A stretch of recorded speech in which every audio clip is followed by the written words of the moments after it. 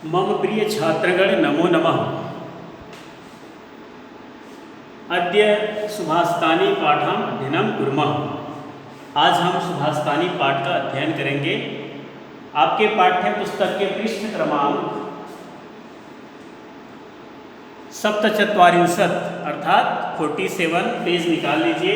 इसमें दिया है 10वां पाठ सुभाषितानि। सुभाषितानि का अर्थ क्या होता है? सुभाषितानि शब्द बहुवचन शब्द है।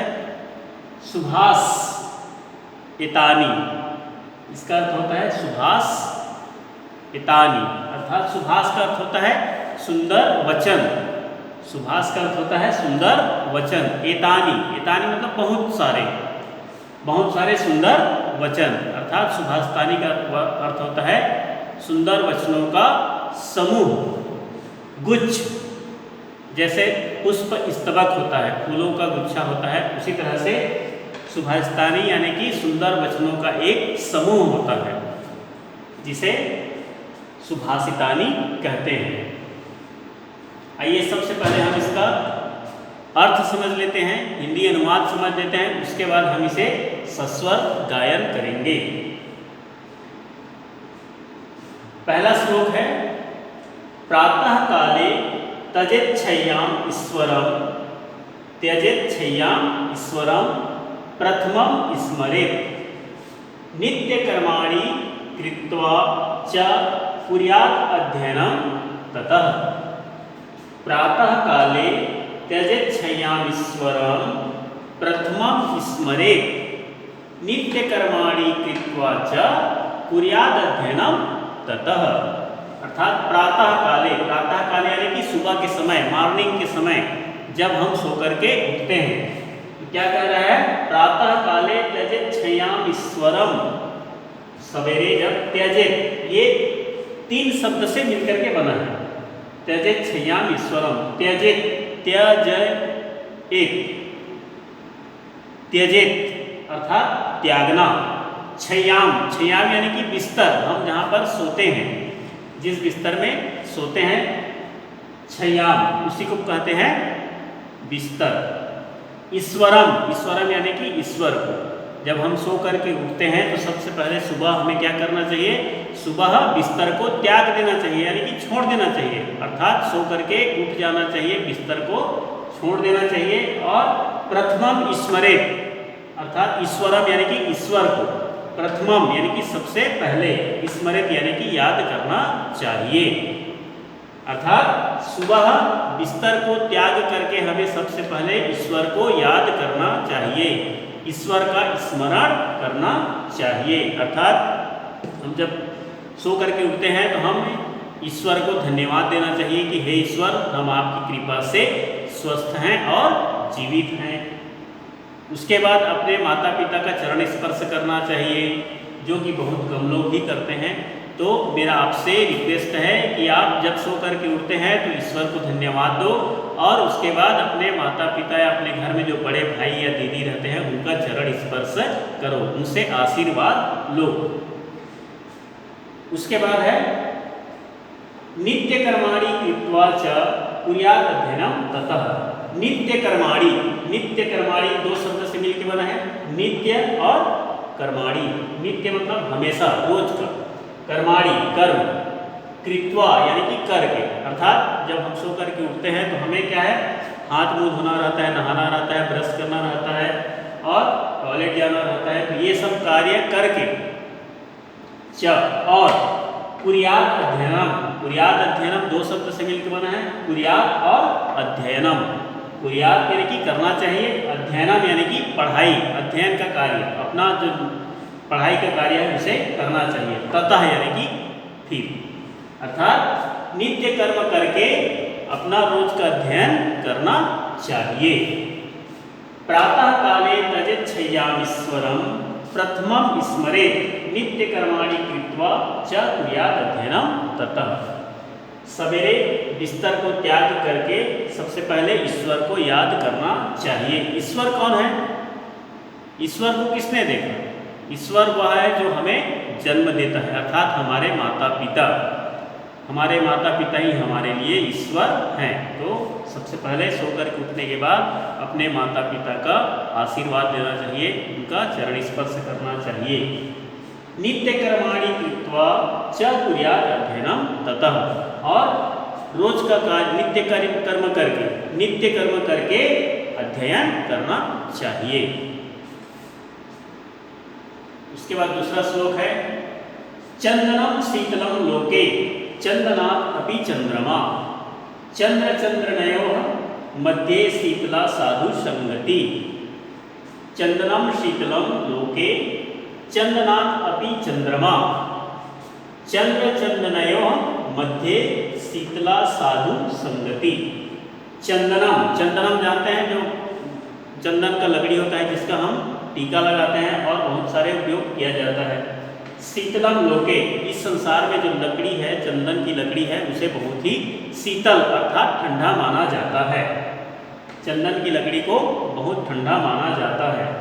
चंदनात् अपि चंद्रमा, चंदनात् अर्थात चंदन से, अपि यानी कि भी, चंद्रमा यानी कि चांद, मून अर्थात चंदन से भी शीतल क्या है, चंद्रमा है, यानी कि चांद है।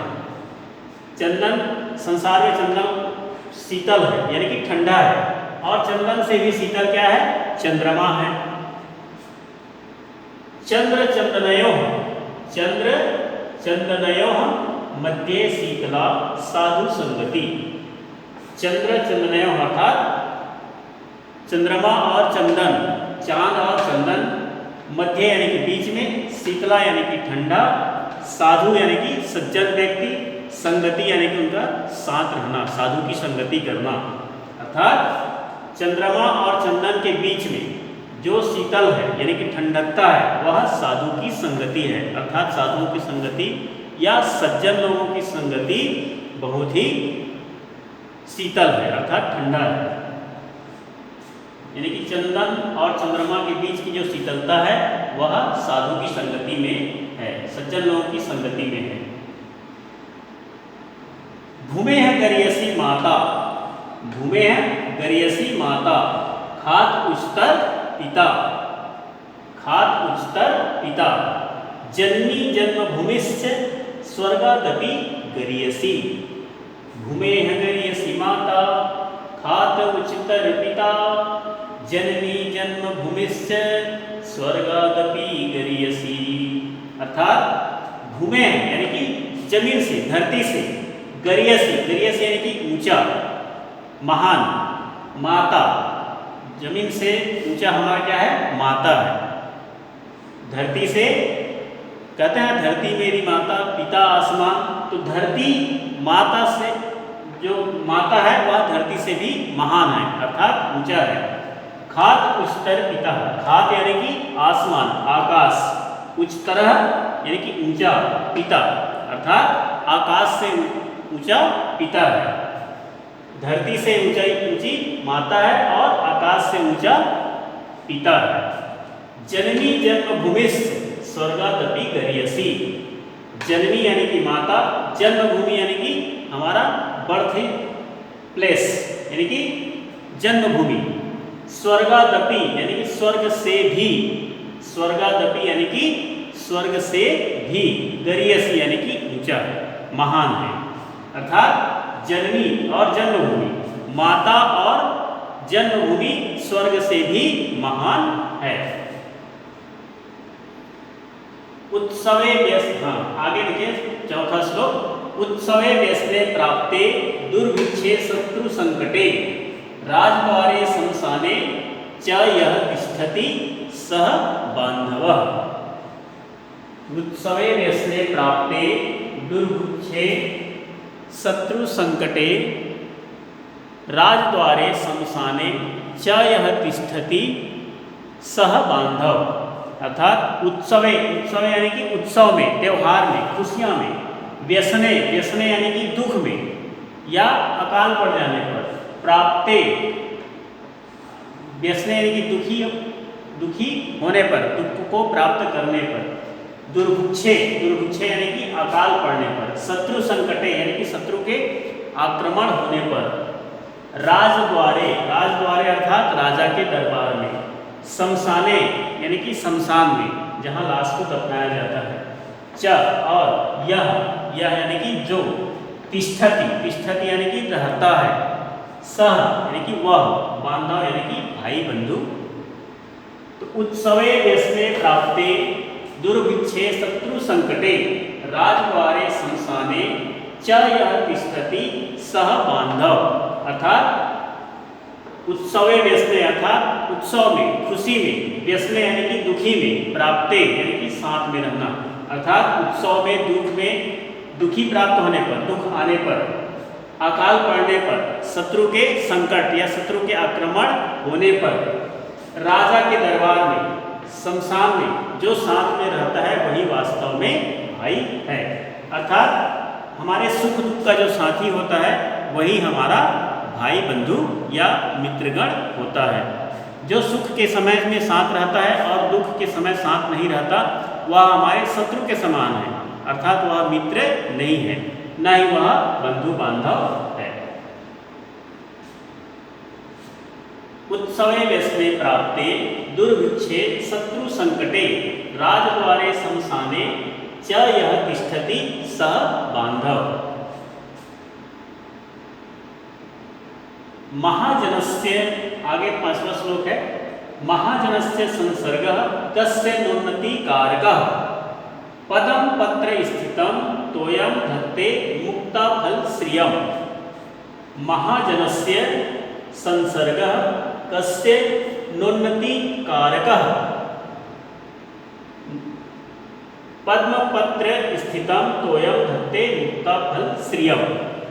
महाजनस्य, महाजनस्य यानी कि महान लोगों के, सज्जन लोगों के, संसर्ग यानी कि साथ, जो महान लोगों का साथ है, कस्य नोन्नति कारका, कस्य मतलब किसका, नो नोन्नति कारका अर्थात ये दो शब्द से बना है, न और उन्नति कारक, न यानी कि नहीं, उन्नति कारक यानी कि प्रोग्रेस करने वाला, बढ़ाने वाला।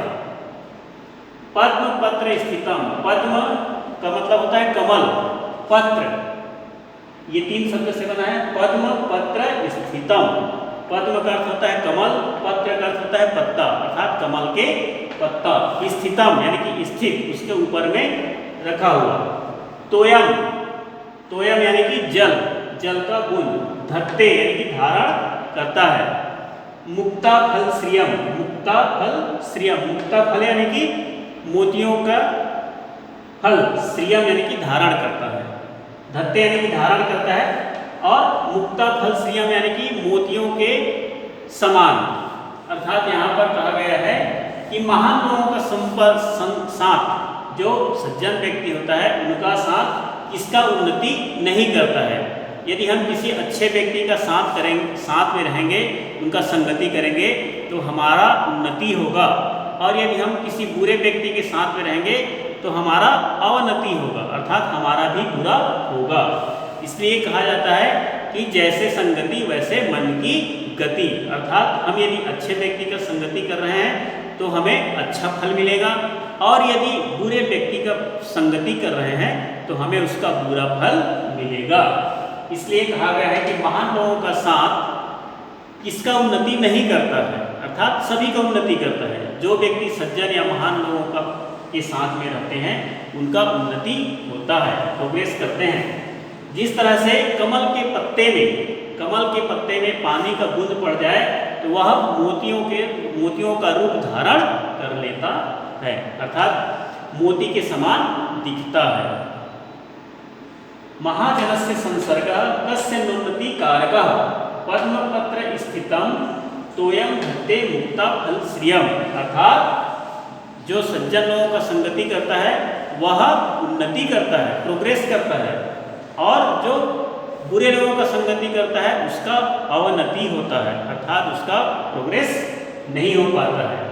जिस तरह से कमल के पत्ते में पानी का बूंद पड़ जाने से वह क्या हो जाता है, मोतियों का रूप धारण कर लेता है, अर्थात मोती जैसे चमकने लगता है।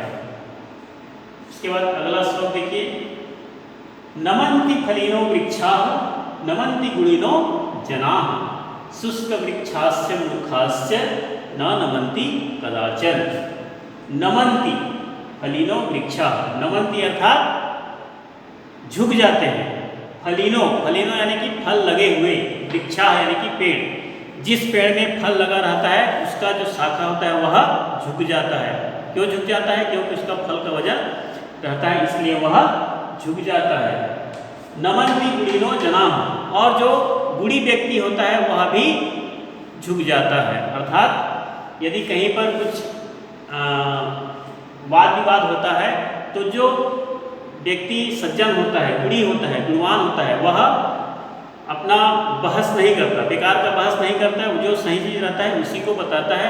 लेकिन जो कम बुद्धि का व्यक्ति रहता है वह अकड़ जाता है और वो अपने बात पे अडिग रहता है। इसलिए कहा गया है नमन्ति गुणिनो जनाः, अर्थात गुणी व्यक्ति भी झुक जाता है, मतलब अपने आप को छोटा समझने लगता है, अर्थात अपने आप को झुका लेता है। शुष्क वृक्षास्य मूर्खास्य, शुष्क वृक्षास्य मूर्खास्य न नमन्ति कदाचन। शुष्क वृक्षास्य का अर्थ होता है सूखे हुए पेड़, सूखा हुआ पेड़ या मृत पेड़। मूर्खास्य अर्थात मूर्ख व्यक्ति, न नमन्ति कदाचन, वे कभी भी नहीं झुकते। यानी कि जो पेड़ सूख जाता है, जिसमें पत्ता फूल वगैरह कुछ नहीं रहता है, अर्थात पेड़ मर जाता है तो वो कभी भी नहीं झुकता है। लेकिन जो फल लगा हुआ पेड़ है वह झुक जाता है, क्योंकि फल के वजन बहुत ज़्यादा होता है, इसलिए वह झुक जाता है। उसी तरह से सूखा पेड़ और मूर्ख व्यक्ति कभी भी नहीं झुकता है, अर्थात वो अपने आप को गलती कभी भी स्वीकार नहीं करता है, वो उसमें अकड़पन बना रहता है। न नमन्ति कदाचन, कभी भी वह नहीं झुकता है। इसलिए ऐसा कहा गया है नमन्ति फलिनो वृक्षाः नमन्ति गुणिनो जनाः शुष्क वृक्षास्य मूर्खास्य न नमन्ति कदाचन। जो फल लगे हुए पेड़ है वह झुक जाता है, गुणवान व्यक्ति झुक जाता है, लेकिन सूखा पेड़ कभी नहीं झुकता और मूर्ख व्यक्ति भी कभी नहीं झुकता, वो अपने बातों में अडिग रहता है। यहाँ झुकने का अर्थ होता है नम होना। नम होना यानी कि अपने आप को कहना चाहिए रूखेपन से दूर रखना, अपने आप को संभाल के रखना। झुकने का अर्थ वही है कि किसी मूर्ख के पास बहस नहीं करना। उसके बाद 7वां श्लोक है अभिवादनशीलस्य नित्य विद्योपसेविनः चत्वारि तस्य वर्धन्ते आयुर्विद्या यशो बलम्। अभिवादनशीलस्य नित्य वृद्धोपसेविनः चत्वारि तस्य वर्धन्ते आयुर्विद्या यशो बलम्। अभिवादन, अभिवादन यानी कि जो सामने वालों को सम्मान करता है, किसी व्यक्ति विशेष का या किसी भी व्यक्ति का सम्मान करता है, उसे कहते हैं अभिवादनशीलस्य, अर्थात अच्छा आचरण करना। नित्य वृद्धोपसेविनः, यहाँ 3 शब्द से बना है। नित्य मतलब हमेशा, वृद्ध, वृद्ध यानी कि बूढ़े, उपसेविनः, उपसेविनः यानी कि सेवा करने वाला, अर्थात जो हमेशा बुजुर्गों की सेवा करता है, अपने से बड़े बुजुर्गों की सेवा करता है, उसका क्या होता है? चत्वारि तस्य वर्धन्ते, चत्वारि यानी कि 4, तस्य यानी कि उसका, वर्धन्ते अर्थात बढ़ते जाता है। आयुर्विद्या यशो बलम, आयुर्विद्या 2 शब्द से बना है, आयु और विद्या अर्थात उम्र और नॉलेज, एज एंड नॉलेज। यशो बलम, यशो यानी कि मान सम्मान, बलम यानी कि शक्ति, पावर, अर्थात जो व्यक्ति अभिवादनशील है, अर्थात किसी को सम्मान करता है, जो व्यक्ति किसी का भी सम्मान करता है और हमेशा बड़े बुजुर्गों की सेवा करता है, उसका 4 चीज हमेशा बढ़ते जाता है। क्या 4 चीज? उम्र, विद्या, यश, मान सम्मान और शक्ति, अर्थात वह चारों दिशाओं से प्रोग्रेस करता है। इसलिए कहा गया है अभिवादनशीलस्य नित्य विद्योपसेविनः चत्वारि तस्य वर्धन्ते आयुर्विद्या यशो बलम्। अर्थात जो व्यक्ति अभिवादनशील है, मान सम्मान देता है, उसका 4 चीज हमेशा बढ़ते जाता है। कौन सा? आयु, विद्या और यशो बलम अर्थात सम्मान और शक्ति उसका हमेशा बढ़ते जाता है। आइए अब हम इसका सस्वर वाचन करेंगे। इस पाठ का आप अर्थ समझ गए होंगे कि व्यक्ति को हमेशा सुबह उठ करके सबसे पहले अपने माता पिता ईश्वर की प्रार्थना करनी चाहिए, धन्यवाद देनी चाहिए और अपना नित्य कर्म करके अध्ययन करना चाहिए। संसार में चंदन को शीतल माना जाता है और उससे भी अधिक शीतल होता है चंद्रमा। चंदन और चंद्रमा के बीच की जो शीतलता है वह साधु की संगति में मिलती है। धरती से ऊंचा माता है और आकाश से ऊंचा पिता। जननी और जन्मभूमि स्वर्ग से भी ऊंचा है या बड़ा है। सुख में दुख में जो साथ रहता है और अकाल पड़ने पर, शत्रु के आक्रमण होने पर और राजा के दरबार में, शमशान में जो साथ में रहता है वही वास्तव में भाई बंधु है। महान लोगों का संपर्क या महान लोगों का साथ किसका उन्नति नहीं करता है, अर्थात सभी का उन्नति होता है। जिस तरह से कमल के पत्ते में पानी के बूंद पड़ जाने से वह मोतियों का रूप धारण कर लेता है। फल लगे हुए वृक्ष झुक जाते हैं, गुणवान व्यक्ति झुक जाते हैं, लेकिन सूखा हुआ पेड़ और मूर्ख व्यक्ति कभी नहीं झुकते। जो अभिवादनशील व्यक्ति होता है उसका, और जो अभिवादनशील व्यक्ति होता है जो सभी का मान सम्मान करता है और हमेशा अपने बड़े बुजुर्गों का सेवा करता है, उसका चार चीज हमेशा बढ़ते जाता है: आयु, विद्या, यश और बल। इस तरह से आपने इस पाठ का अर्थ समझ गए हैं। अब आइए हम इसका सस्वर वाचन करते हैं। प्रातः काले त्यजेच्छय्याम् ईश्वरं प्रथमं स्मरेत् नित्य कर्माणि कृत्वा च कुर्यादध्ययनं ततः।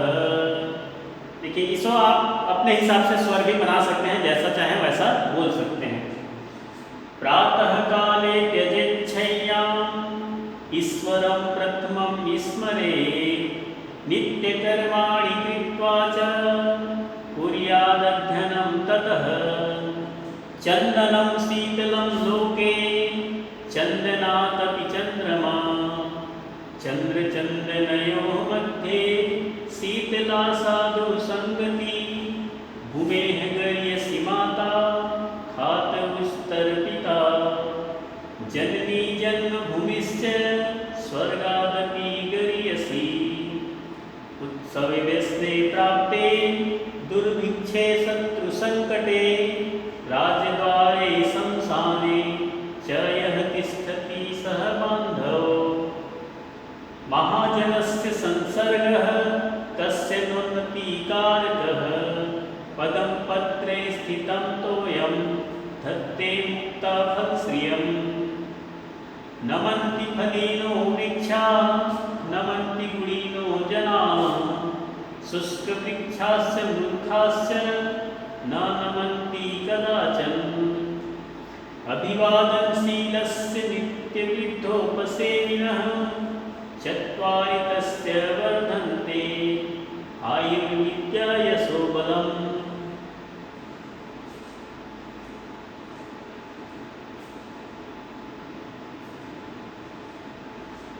एक बार पुनः हम इसका सस्वर वाचन करेंगे।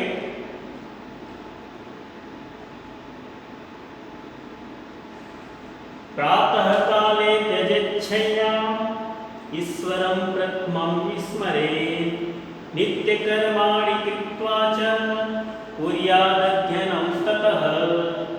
चन्दनं शीतलं लोके चन्दनादपि चन्द्रमा चन्द्रचन्द्रनयोः मध्ये शीतला साधु संगति। भूमेः गर्यसि माता खातमुच्चतर्पिता जननी जन्मभूमिश्च स्वर्गादपि गर्यसि। उत्सवे व्यस्ते प्राप्ते दुर्भिक्षे शत्रुसङ्कटे राजद्वारे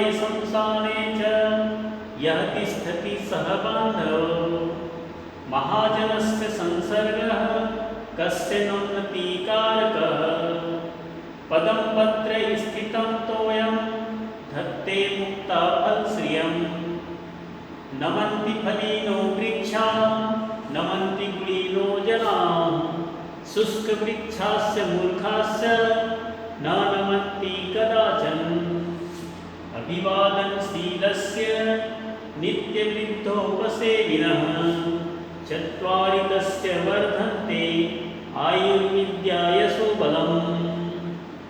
आप लोग भी इस तरह से इसका वाचन करेंगे और जितना आप जैसा स्वर बनाना चाहेंगे वैसा ही स्वर बन सकता है। आप इसे कहीं भी घूमते फिरते गा सकते हैं, बैठे बैठे गा सकते हैं, कहीं भी आप इसका उच्चारण कर सकते हैं और जितना ज़्यादा आप उच्चारण करेंगे उतना ही ज़्यादा आपका ज्ञान वर्धत होते जाएगा अर्थात ज्ञान बढ़ते जाएगा। धन्यवाद। पुनर्मिलामः।